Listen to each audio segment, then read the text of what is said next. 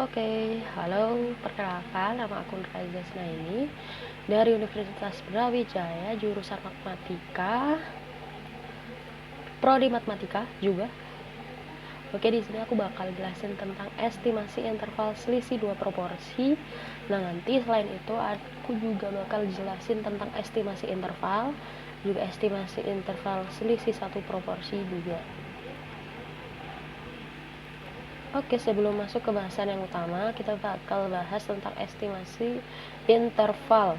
Nah, estimasi interval ini terbagi menjadi dua, yaitu ada estimasi interval rata-rata proporsi dan yang kedua adalah estimasi interval selisih proporsi. Tapi kita bakal lebih fokus untuk bahas yang nomor dua ini, atau kita bakal full bahas yang kedua ini, yaitu estimasi interval selisih proporsi. Oke, nanti kita bakal bahas apa aja. Nah, bahasan kita itu ada 4. Yang pertama dan yang kedua ini adalah definisi proporsi dan definisi estimasi. Pembahasan 1 dan 2 ini bakal ada penjelasan definisi dan rumus. Lalu penjelasan yang ketiga dan keempat adalah penjelasan tentang estimasi interval satu proporsi, dan yang terakhir adalah estimasi interval dua proporsi. Di pembahasan 3 dan 4 ini selain bahas definisi dan rumus juga bakal bahas contoh juga. Nah, di satu bab nanti bakal ada satu contoh, masing-masing satu contoh. Oke, sebelum masuk pembahasan yang pertama, kita bakal nyimak quotes dari Galileo dan Galilei, yaitu matematika adalah bahasa yang digunakan Tuhan untuk menuliskan alam semesta. Bisa diartikan bahwa Tuhan ini membuat alam semesta dengan perhitungan matematika, dengan bahasanya. Jadi ada sebagian perhitungan yang bisa dimengerti oleh manusia dan sebagian yang lain itu cuma dimengerti oleh Tuhan, dideskripsikan oleh Tuhan sendiri. Nah, itulah baiknya Tuhan ya, kita dikasih tahu untuk cara menghitung, ya misal air dalam ember atau apalah gitu. Jadi kita nggak perlu susah-susah menghitung satu persatu, tapi kita bisa pakai rumus-rumus matematika. Oke, lanjut. Bab 1 atau pembahasan kita yang pertama adalah definisi proporsi. Nah, jadi di sini bakal dijelasin tentang definisi, juga tentang rumusnya juga. Oke. Proporsi itu apa sih? Nah, ini proporsi adalah suatu pecahan, rasio atau presentase yang menunjukkan suatu bagian proporsi atau sampel yang mempunyai sifat luas. Nah, di sini perlu digarisbawahi tentang mempunyai sifat luas. Nah, jadi sampel di sini harus punya interval antara A sampai B atau C sampai D atau antara 1 sampai 2. Pokoknya harus ada intervalnya. Nah, ini contohnya, yaitu suatu survei tentang tingkat pendidikan konsumen dengan mengambil sampel yaitu 70 orang. Nah, dari 70 orang ini dinyatakan 30 orang berpendidikan SMK. Nah, maka sampel proporsi yang berpendidikan SMK adalah 30/70, yaitu 30 ini si sampel dari proporsinya, dan 70 ini adalah proporsinya, proporsi populasinya, yaitu 70 orang. Didapatkan hasil 42,86%. Nah, dari contoh tadi kita dapat rumus, yaitu P sama dengan X per N, ya, atau proporsi sama dengan si sampel proporsinya per proporsi populasinya, banyaknya proporsi populasinya gitu.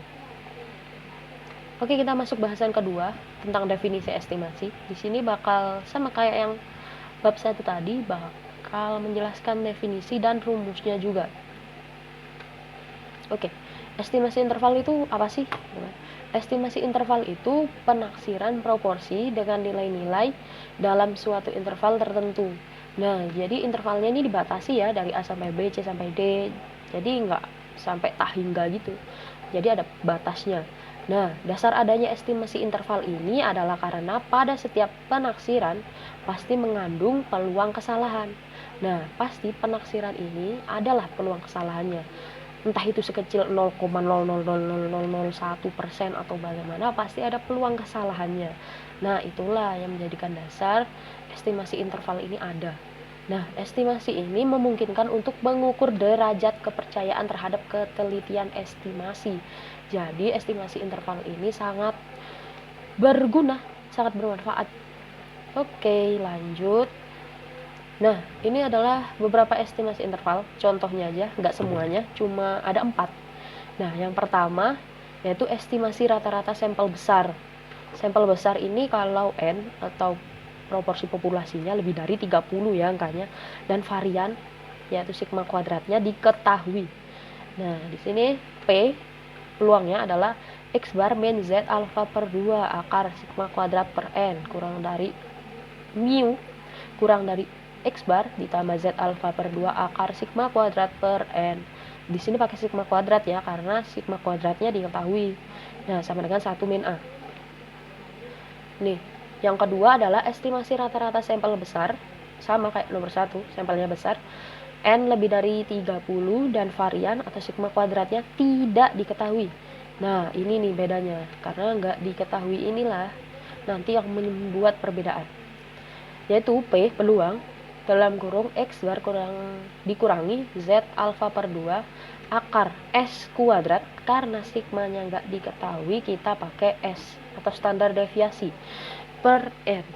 N itu proporsi populasi kurang dari mu kurang dari X bar ditambah Z alfa per 2 akar S kuadrat per N sama dengan 1 min A. Nah, ini estimasi ketiga. Estimasi ketiga adalah estimasi rata-rata sampel kecil. Nah, sampel kecil ini kalau N atau proporsi populasinya kurang dari 30 ya, itu kecil. Nah, ini. Jadi, sigma kuadrat tadi nggak berpengaruh ya, nggak berpengaruh kalau sampelnya kecil. Nah, ini P dalam kurung X bar kurangi T alfa per 2 kali N min 1 akar S kuadrat per N kurang dari mu kurang dari X bar ditambah T alfa per 2 kali N min 1 akar S kuadrat per N sama dengan 1 min alfa. Terus yang keempat ada yang terakhir adalah estimasi proporsi sampel besar, yaitu N lebih dari 30. Nah, di sini didapatkan peluang dalam kurung P topi kurangi Z alfa per 2 akar P topi dikali 1 min P, maaf kepencet, 1 min P topi per N kurang dari P kurang dari P topi ditambah Z alfa per 2 akar P topi kali 1 min P topi per N sama dengan 1 min alfa. Nah, oke, kita lanjut ke bahasan yang ketiga ya, gak pakai lama. Bahasan ketiga ini tentang estimasi interval satu proporsi. Nah, seperti penjelasanku yang awal, untuk bab 3 dan 4 bakalan ada contoh masing-masing satu selain ada definisi dan rumus ya. Oke, lanjut aja. Apa sih estimasi interval satu proporsi itu? Nah, estimasi interval satu proporsi itu yaitu proporsi sampel adalah penduga tak bias terhadap proporsi populasi. Jika ukuran sampel cukup besar, yaitu N P besar maupun N dikali 1 min P kecil lebih besar, di mana P besar adalah proporsi populasi, maka distribusi sampling proporsi akan mendekati nilai distribusi normal dengan rata-rata P besar dan standar deviasi proporsi. Oke, lanjut. Nah, ini rumusnya, sigmanya. Cara dapetin sigmanya adalah sigma sama dengan akar P kali 1 min P per N. Nah, biasanya dalam menghitung sigma ini harus diketahui P besarnya atau peluangnya.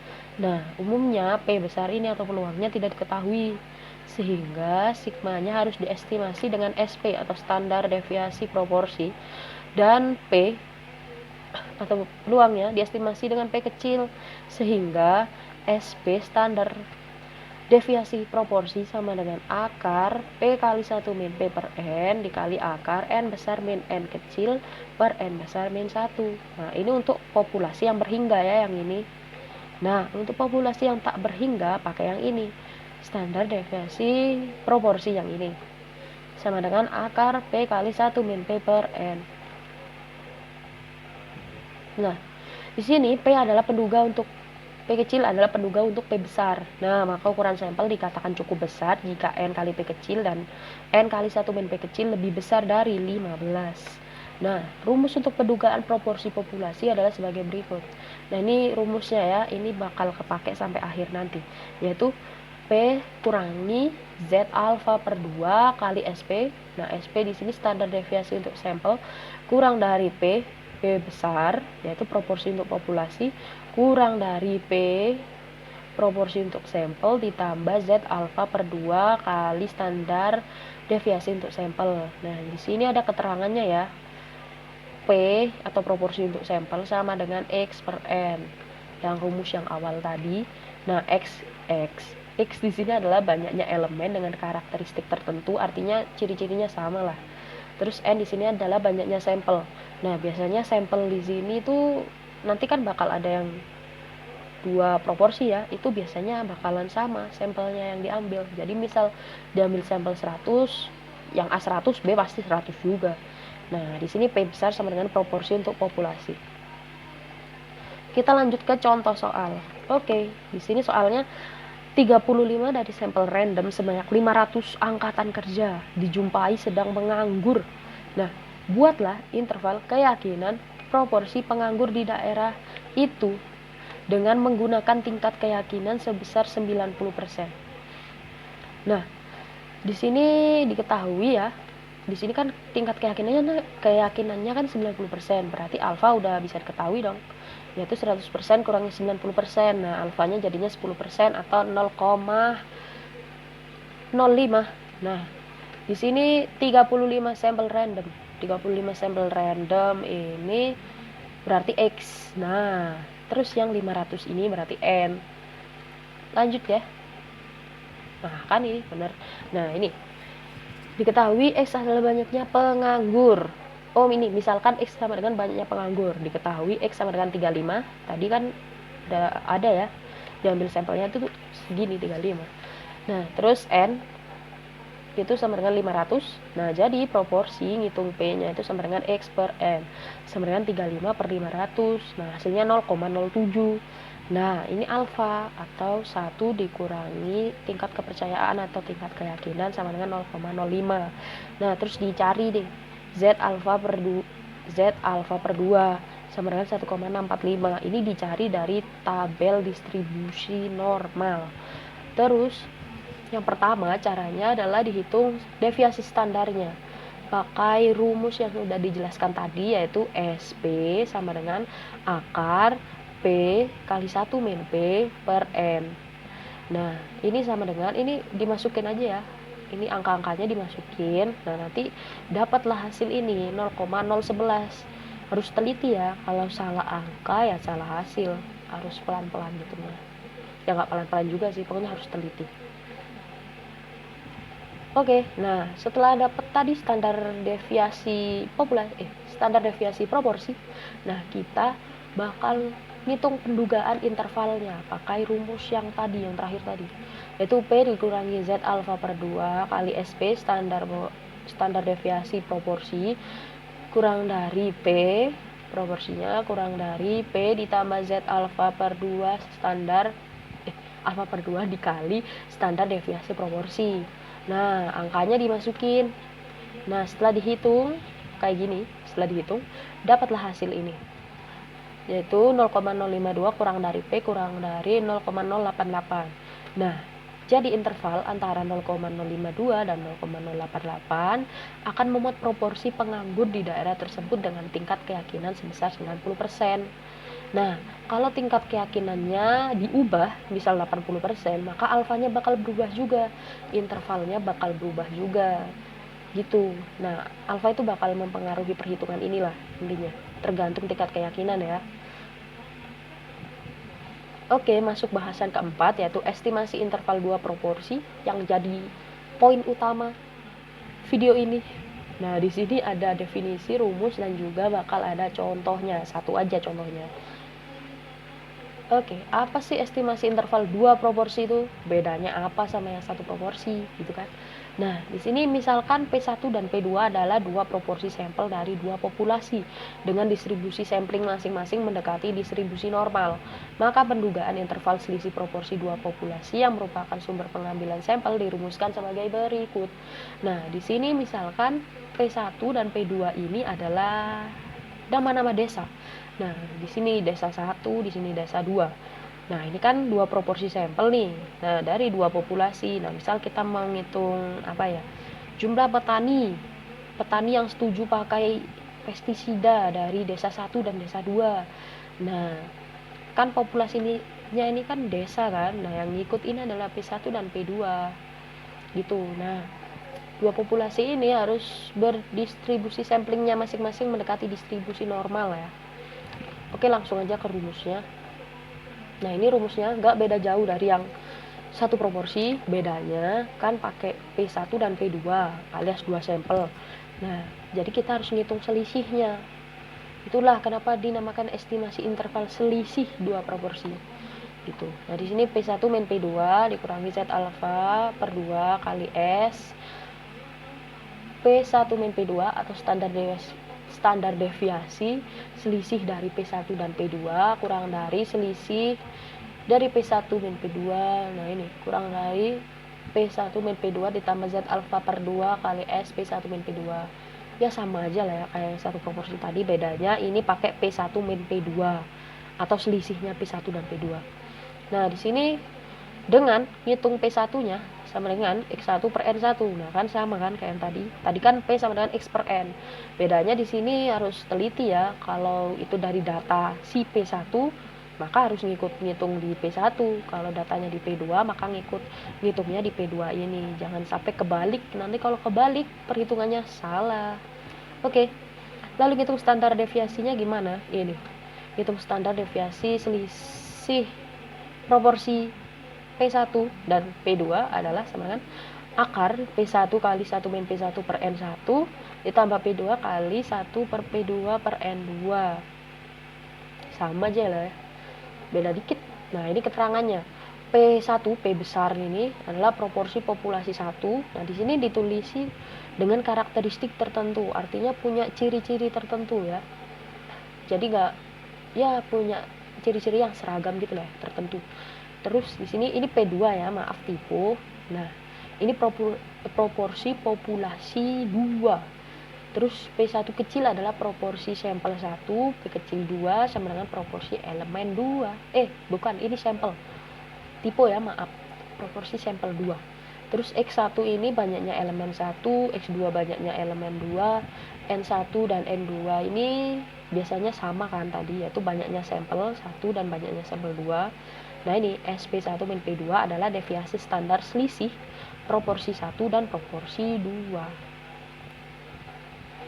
Oke, lanjut ke contoh soal langsung aja ya. Ini, BKKBN melakukan penelitian di 2 daerah, yaitu D1 dan D2. Ya, misal daerahnya ini desa gitu ya, desa 1 dan desa 2. Untuk mengetahui apakah ada perbedaan antara persentase penduduk yang setuju KB di daerah tersebut. Kemudian akan dibuat pendugaan interval mengenai besarnya selisih atau perbedaan persentase tersebut. Nah, di daerah D1 dan D2 masing-masing dilakukan wawancara terhadap 120 orang. Antara lain menanyakan apakah mereka setuju KB atau tidak. Nah, dari paragraf 1 ini kita dapat data yaitu ini. Besar sampelnya atau N-nya. Nah, N-nya ini sama. N1 dan N2 itu sama 120 orang. Nah, ini dari D1 ada 90 orang dan dari D2 ada 78 orang yang setuju KB. Nah, ini kita dapat nih X1-nya dan X2-nya dapat. X1-nya yaitu 90, X2-nya 78. Di sini kita disuruh membuat pendugaan interval dari perbedaan persentase tentang pendapat penduduk yang setuju tentang KB di kedua daerah tersebut dengan tingkat keyakinan sebesar 90%. Nah, dari sini kita bisa tahu alfanya ya, yaitu alfa sama dengan 100% kurangi 90%, ya 10%. Nah, 10% itu sama dengan 0,05. Oke, di sini pembahasannya. Misalkan X1 adalah penduduk daerah D1 yang setuju KB, X2 ya penduduk daerah 2 yang setuju KB. Oke, di sini diketahui X1-nya sama dengan 90 orang. Nah, ini 90 orang yang setuju ya. X2 adalah 78 orang yang setuju. N1 N2-nya sama karena ngambil sampelnya sama 120 orang. Terus alfanya sama dengan 10% atau sama dengan 0,05. Z alfa per 2 sama dengan 1,645. Lagi-lagi harus diambil dari tabel distribusi normal. Oke, lanjut kita ngitung ini. Yang pertama dihitung nilai dari P1 dan P2. Ngitungnya sama aja kayak yang satu proporsi. Bedanya ini datanya ada 2. Jadi harus hati-hati ya, harus teliti. P1 sama dengan X1 per N1 sama dengan 90 per 120 sama dengan 0,75. Nah, untuk P2-nya sama dengan X2 per N2 sama dengan 78 per 120 sama dengan 0,65. Udah dapat 2 data ini, P1 dan P2. Selanjutnya, kita ngitung standar deviasi selisih proporsi 2 daerah ya. Nah, ini standar deviasi selisih 2 daerah ini, yaitu P1 dan P2 adalah akar P1 kali 1 min P1 per N1 ditambah P2 kali 1 min P2 per N2. Nah, masukin angkanya yang tadi udah kita dapet dan angka yang diketahui ini. Nah, setelah dimasukkan sesuai variabelnya, kita hitung. Nah, dapatlah ini nilai 0,059. Karena perhitungan ini pakai angka desimal dan agak rumit di akar juga, jadi harus hati-hati yang hitungnya. Harus sangat teliti biar bagus hasilnya, biar cocok. Oke, selanjutnya dihitung pendugaan interval untuk selisih proporsi dari kedua daerah tersebut. Rumusnya ya susul lah, sama kayak yang satu proporsi tadi. Nah, bedanya di sini harus menghitung selisih dari P1 dan P2. Nah, ini rumusnya kayak yang tadi ya, kayak yang dijelasin tadi. Terus masukinlah yang tadi yang udah kita hitung di slide sebelumnya. Sesuai slide sebelumnya, ini udah dimasukin. Nah, ini hasilnya 0,03 kurang dari P1 min P2 kurang dari 0,197. Nah, jadi interval antara 0,003 hasilnya tadi ya dan 0,197 akan memuat perbedaan persentase dengan pendapat penduduk yang setuju dengan KB di daerah D1 dan D2 dengan tingkat keyakinan sebesar 90%. Sama kayak yang satu proporsi tadi, kalau tingkat keyakinan atau tingkat kepercayaannya diubah, maka alfanya bakal berubah, perhitungannya bakal berubah, dan ini hasil intervalnya juga bakal berubah. Jadi harus teliti ya, tingkat keyakinannya jangan sampai diubah-ubah. Kalau 90 ya 90, kalau 80 ya 80 gitu. Oke, udah selesai pembahasan kita tadi yang 4 bab tadi. Jadi sebelum mengakhiri presentasi, nah ini sebelum mengakhiri video ya, nah ini ada quotes dari seseorang yang terkenal, someone famous, gak tahu siapa itu, pernah bilang, mathematics is not about number, equations, computation, or algorithms. It is about understanding. Nah, ini artinya matematika itu bukan tentang angka, perhitungan, komputasi, atau algoritma, tapi matematika itu tentang pemahaman. Nah, pemahaman di sini dimaksud ya matematika itu kayak orang makan. Ya kalau makan tanpa merasakan makanannya, ya apa enaknya sih? Nah gitu, matematika itu jangan cuma dipikir angkanya, perhitungannya, komputasi, algoritma, bukan, tapi tentang pemahamannya. Kalau udah paham pasti bakal inget. Oke, buat teman-teman semua, jadi semangat buat belajar matematikanya ya. Nah, ini resource yang aku pakai, ada yang dari WordPress, dari blog gitu, ada 2.